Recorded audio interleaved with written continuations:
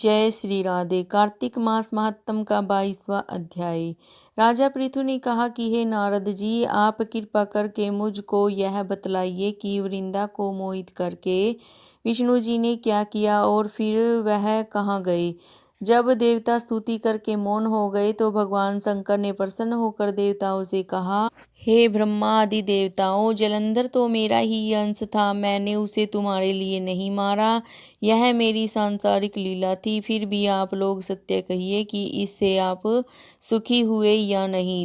तब ब्रह्मा आदि देवताओं के नेत्र हर्ष से खुल गए। उन्होंने शिव जी को प्रणाम करके विष्णु जी का सब वृत्तांत कह सुनाया, जो उन्होंने बड़े प्रयत्न से वृंदा को मोहित किया था तथा वह अग्नि में प्रवेश करके परम गति को प्राप्त हुई। देवताओं ने यह भी कहा कि तभी से वृंदा की सुंदरता पर मोहित हुए विष्णु जी उनकी चिंता की राख लपेटे हुए इधर उधर घूमते हैं। अतः आप उन्हें समझाइए, क्योंकि यह प्राकृतिक चराचर आपके अधीन है।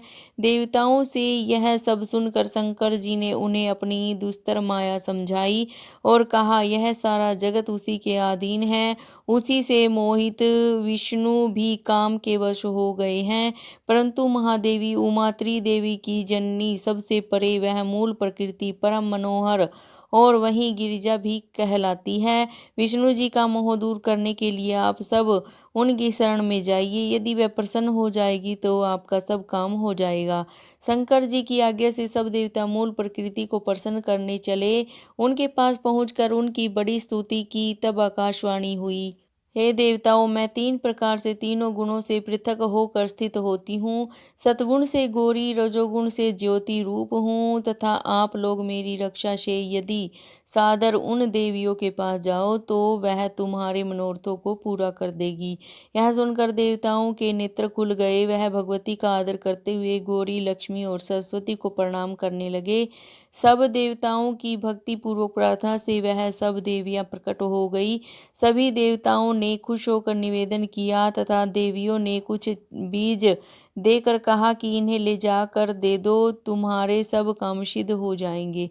ब्रह्मा आदि देवता उन बीजों को लेकर विष्णु जी के पास गए। वृंदा की चिता को भूमि में डाल दिया, जिससे धात्री, मालती एवं तुलसी प्रकट हुई।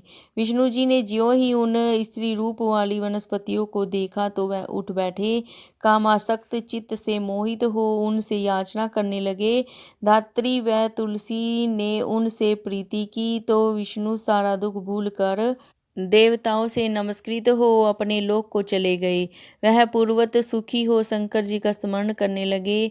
यह आख्यान शिव जी की भक्ति देने वाला है। भक्तों, जो भी कोई इस पाठ को सुनता है उसके सभी मनोरथ सिद्ध हो जाते हैं। जय श्री राधे। जय श्री कृष्ण जी की।